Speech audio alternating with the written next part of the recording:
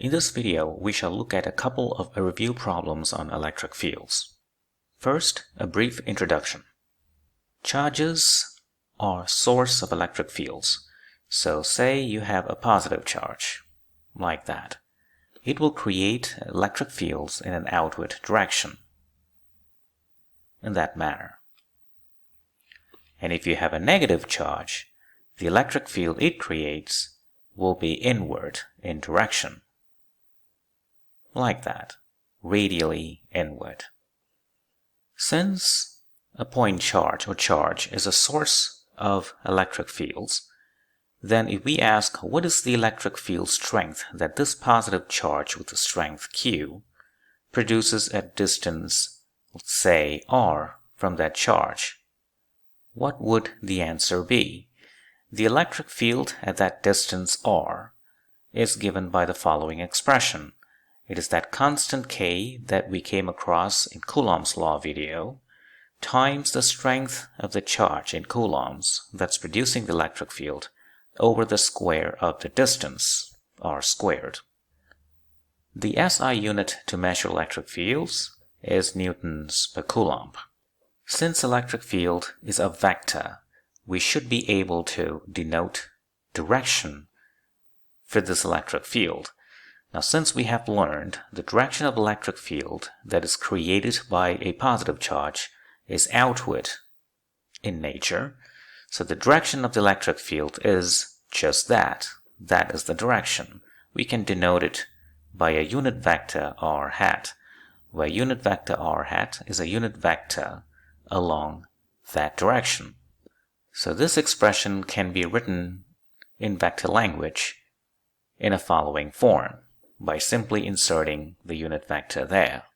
Assume now we have a negative charge instead, then the electric field will be going in an inward direction, and that is also the direction of the unit vector that appears in this expression. Another important concept is, let's assume that you have a positive charge and it creates an electric field like that. So that is the electric field due to this charge Q. Now let's assume I placed another charge, a positive charge, say with strength Q1. We can write an expression for the force experienced by this charge Q1 in terms of that electric field E. So the force experienced by that Q1, or the force on that charge Q1, equals the strength of that charge Q1 times the electric field at the location where the Q1 charge is. So in this case, it's E. So we immediately see how force experienced by a charge is dependent on the strength of the electric field at its location. Now let's get to the problems. Problem 1.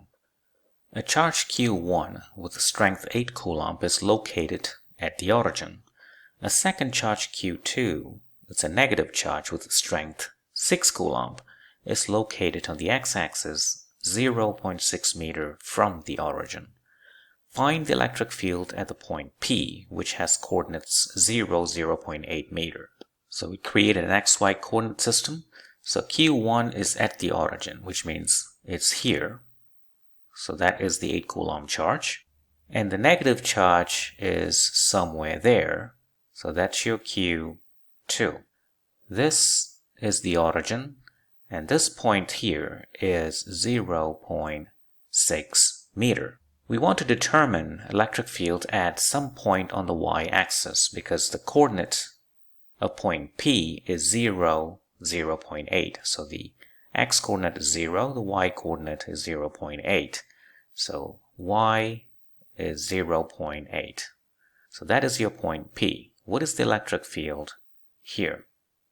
There are two charges, Q1 and Q2, so there are two contributions. Let's do the electric field at point P due to charge Q1. Now we know it is a positive charge, so at point P it will be heading in an upward direction because that is the direction that is outward from Q1. And the expression is given by K, which is constant, whose value is 9 times 10 to the power 9 in SI units. the strength of charge Q1, which is 8 Coulomb, over this distance squared. That distance is just 0.8, and square that. The direction is upward, so it can be represented by the unit vector j hat. Now let's do the second contribution, the contribution to the electric field at point P from charge Q2. Note Q2 is a negative charge, so at point P, its contribution would head in that direction. So the expression is again K times the strength of Q2. Q2, the strength is 6 Coulomb. Let's not worry about the sign for the moment because the sign has been taken care of by figuring out the direction of the electric field. So the magnitude is K times 6 over that distance squared. That distance can be determined from Pythagoras theorem. This is 0.8 meter, this is 0.6 meter. So by Pythagoras theorem, it's 0.8 squared plus 0.6 squared square root, which is just 1. So 1 squared. Now let's figure out its components. This E2 here has two components. One is the x component going like that, E2x, and the y component going like that. Let's call it E2y. So E2x is just this magnitude times the cosine of that angle. Let's call that angle theta. So that is also theta. Cosine of theta is this length over the hypotenuse. So 0.6 over 1, so that is just 0.6. And it's going in a rightward direction, so the unit vector is I hat. Now the y component for E2.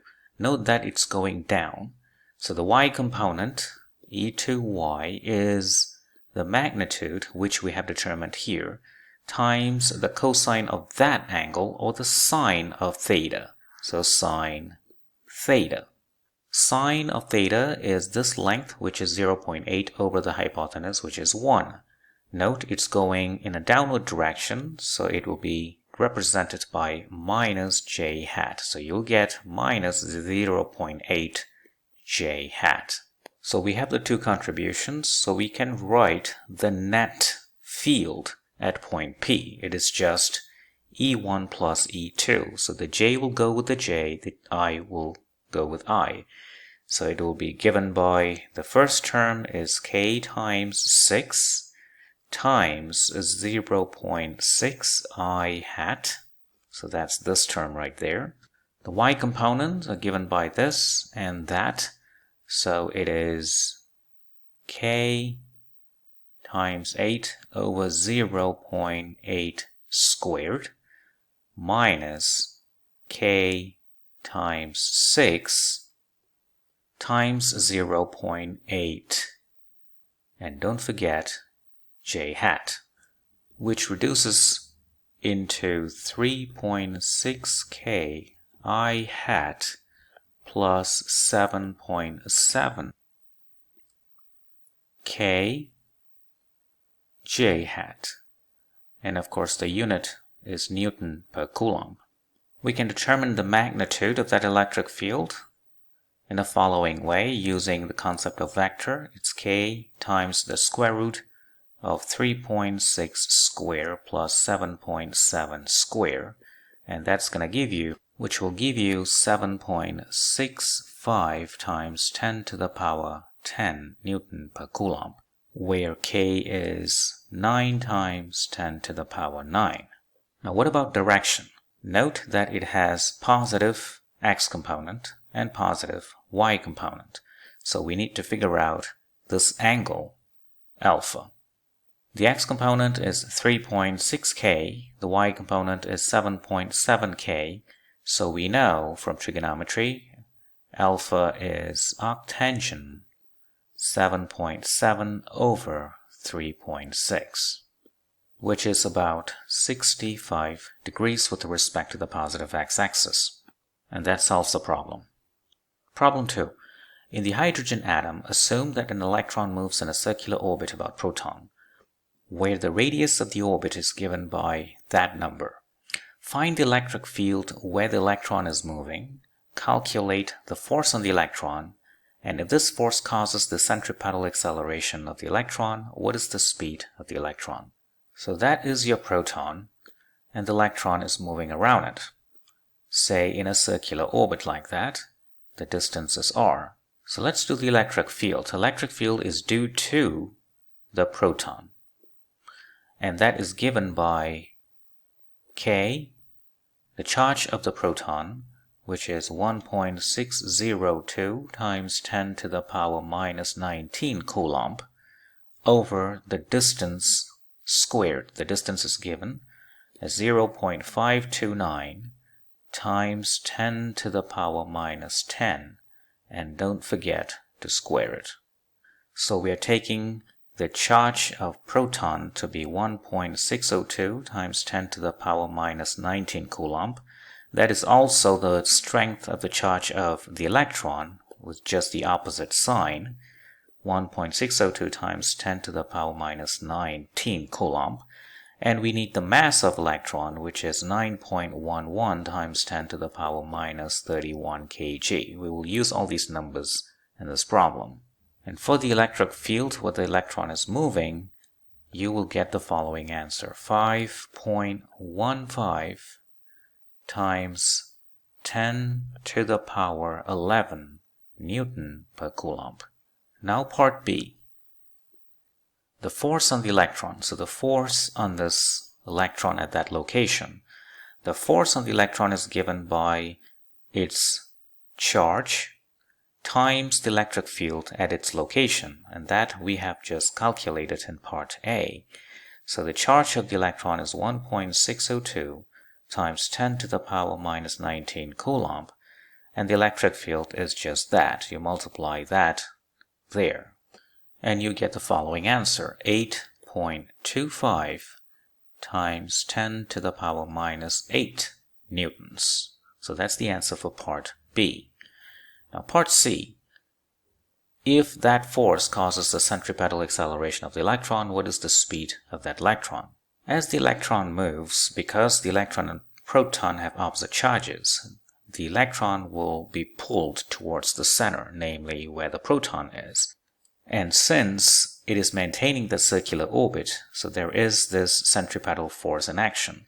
And the centripetal force is provided by the electric force that we have computed in part B, which is this number, 8.25 times 10 to the power minus 8 newtons. We also know that the expression for centripetal force is given by that mass times v squared, which is the speed of the electron squared over the radius of the orbit. Putting everything together, you get 8.25, so that is the force on the electron, the centripetal force, equals mass of the electron is 9.11 times 10 to the power minus 31 kg. V we don't know, that's what we want to find, v squared, over the radius of the orbit is given by 0.529 times 10 to the power minus 10. So we can compute the speed of the electron, which turns out to be 2.189 times 10 to the power 6 meter per second. And that solves the problem. Thank you for watching.